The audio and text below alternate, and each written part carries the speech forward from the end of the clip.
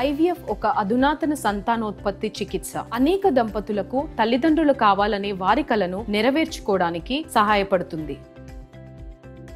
నిజామాబాద్ జిల్లా ధర్మోరా గ్రామంలో వాగులో చిక్కుకున్న టాటా ఏస్ వాహనాన్ని జేసీబీ సహాయంతో బయటకు తీశారు అధికారులు.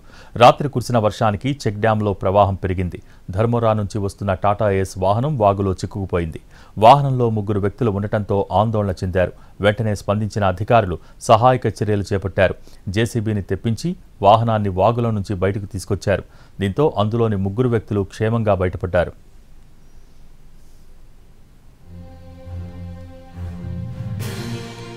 మోర్తాడ్ మండలంలోని ధర్మోరా, పాలెం గ్రామాల మధ్య ఉన్న చెక్ డ్యాంలో వరద ప్రవాహం ఎక్కువగా ఉండటంతో ఆ మార్గంలో ఎవరూ వెళ్లవద్దని అధికారులు సూచించారు.